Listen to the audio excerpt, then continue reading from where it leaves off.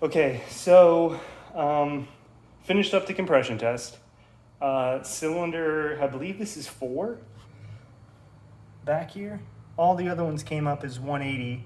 This one came back at about 60. So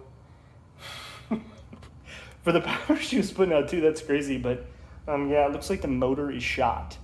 I can take it apart and rebuild, or just get a cheap new EJ22, just maybe a bottom end, and then go from there. It could be, it's not a head gasket issue because it would both cylinders would be bad on one side. So yeah, definitely shot.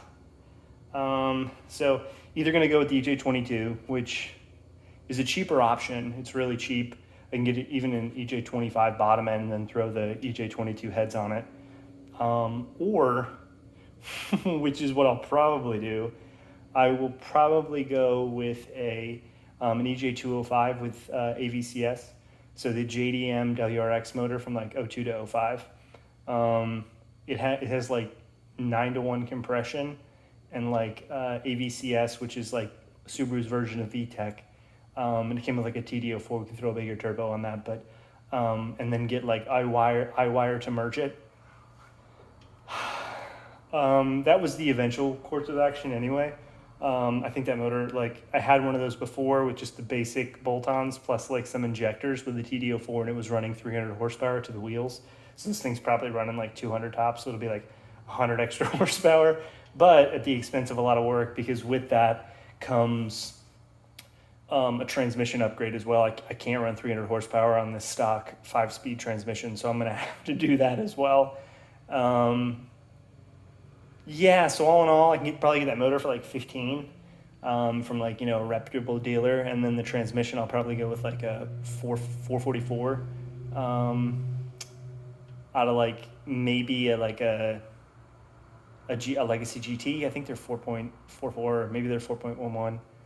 I don't know, but I'll have to look. But I'm going to have to get a beefier 5-speed.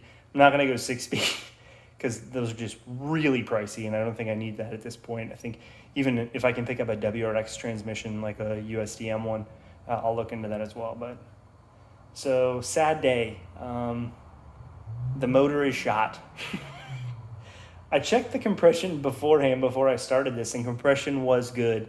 So this is blatantly my doing, adding a turbo and then blasting it up to like 12 or 13 PSI, and then I was on it. Whenever I drove this thing, I was just blasting it.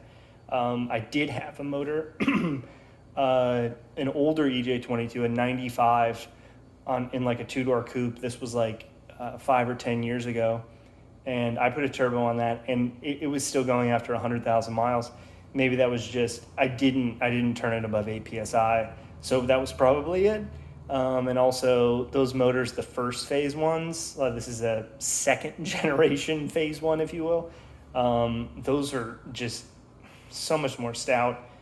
This motor may have been on its last legs anyway. Maybe when I ran compression, it was just like kind of luck.